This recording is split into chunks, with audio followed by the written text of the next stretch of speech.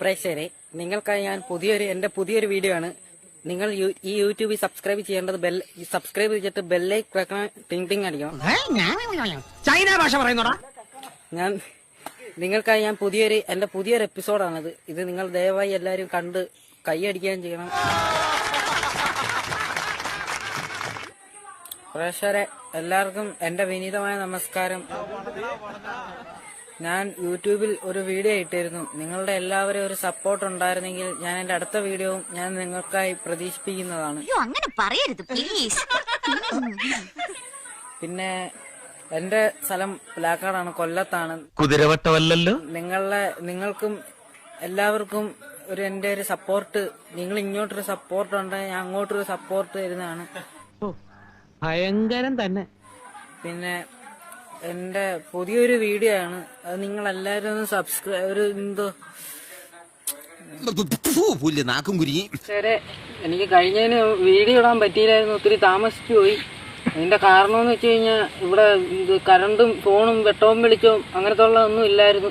ഇതൊക്കെ ഞങ്ങളോട് പറഞ്ഞ മീൻപിടുത്തം എങ്ങനെയാണെന്ന് നമുക്ക് നോക്കാം. നിങ്ങളെല്ലാവരും വെയിറ്റ് ചെയ്യുക. അതിന് വേണ്ടിയിട്ട് എർത്തുപോം എന്ന് പറയുന്നൊരു സാധനമാണ്.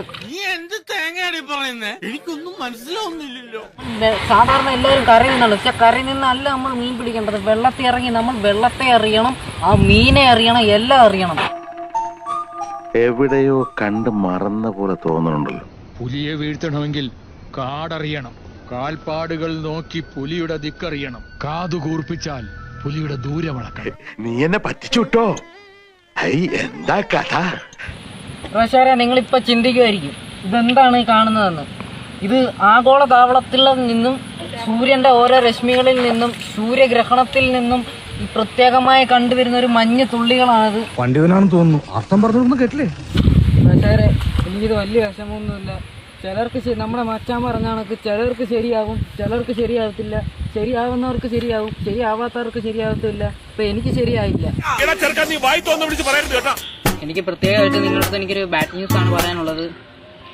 എന്നെ കളഞ്ഞിട്ട് പോയ എന്റെ ഒത്തിരി കൂട്ടുകാരുണ്ടായിരുന്നു. അവരിൽ നിന്ന് എനിക്കിപ്പോൾ മെസ്സേജ് അയച്ചിരുന്നു. അവ ഇപ്പൊ വലിയ ലെവലല്ലേ? സ്വന്തമായിട്ടൊരു കാറും തീർക്കിന് പോലത്തെ ഒരു ഡ്രൈവറും ടൈം. പക്ഷെ അവൻ നന്നായാല് എനിക്ക് ആ ഒരു അസുഖമില്ല. നിങ്ങൾക്കൊരു ബാഡ് ന്യൂസ് ആണ് ഞാൻ പറയാൻ പോകുന്നത്.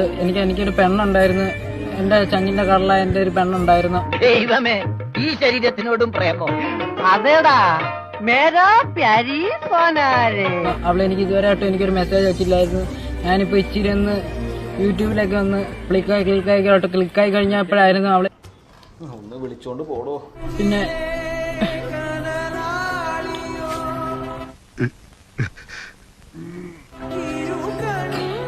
എനിക്കിപ്പോഴും എന്റെ മനസ്സിൽ എനിക്ക് വിഷമമുണ്ട്. എനിക്ക് നിങ്ങളോടൊക്കെ എന്താ പറയണമെന്ന് എനിക്ക് അറിയത്തില്ല.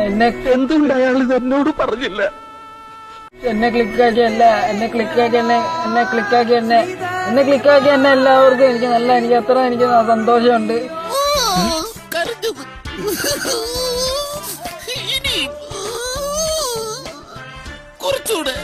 പിന്നെ എനിക്ക് എന്റെ താഴെ കാണുന്ന എന്റെ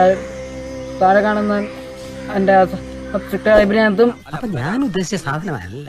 പിന്നെ അതിനകത്ത് കാണുന്ന ടിങ്ങിനകത്ത് വന്ന് എല്ലാവരും ഒന്ന് അടിച്ച് ഓക്കെ ആക്കണമെന്ന് എനിക്ക് അറിയിക്കുള്ളൂ.